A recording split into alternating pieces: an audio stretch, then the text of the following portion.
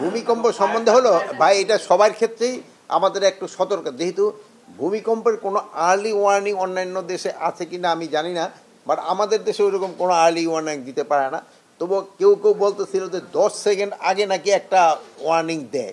তো ওই অনেক দেশে নাকি ওইরকম একটা অ্যাপ আছে যেটা 10 সেকেন্ড আগেই হয়। তা আমরা ওইটা চিন্তা ভাবনা করছি আমরা ওইরকম একটা অ্যাপ খুলতে পারি কি না যে 10 সেকেন্ড আগে দেয়। কিন্তু আমরা আগে শুনতাম যে পশু পাখি এরা নাকি ইন্ডিকেশন পেয়ে যায়, বাট আমাদের এটা নাই। তবে আবার অনেকে বলে যে একটা ভূমিকম্প হয়ে যাওয়ার পরে 1-1.5 ঘন্টার ভিতরে আরেকটা হওয়ার সম্ভাবনা থাকে, বাট এইগুলি তো আমি তো এক্সপার্ট না এই লাইনে, এটা আমরা শেষ করতে দেন, হওয়ার সম্ভাবনা থাকে।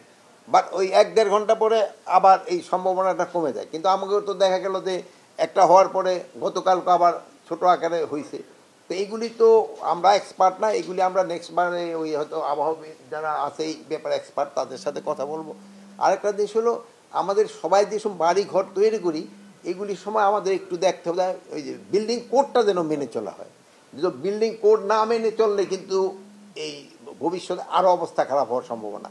আরেকটা জিনিস হলো আমাদের থেকে জলাশয় টলাশয় ভরে ওখানে কিন্তু আমরা বিল্ডিং করে ফেলি, ওইগুলিও কিন্তু খুব একটা রিস্কি থাকে। প্লাস আমাদের দেখবেন অনেক সময় একটা জায়গা রাখা হয়েছে যেখানে এই যে আমি বললাম যে 1টা থেকে 1.5 ঘন্টা পরে আবার হইতে পারে বা এরকম একটা সম্ভাবনা থাকে বা দায়ী থাকে, কিন্তু ওই লোকজন গিয়ে কোথায় দাঁড়াবে, ওরকম আমাকে দাঁড়ানোর মাঠও নাই অনেক জায়গায়।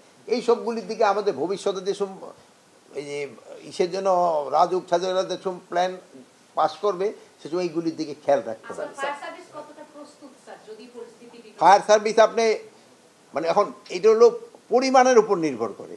এই ছোটোখাটোগুলি যেমন প্রস্তুত আপনি দেখছেন ফায়ার সার্ভিস সাথে সাথেই কিন্তু রেসপন্স করছে, কিন্তু খোদা না করুক বড় ধরনের কিছু হলে কি ধরনের ওইটা তো সেই সময় বোঝাতে হবে। আর দোয়া করেন যেন বড় ধরনের কোনোটা যেন না হয়।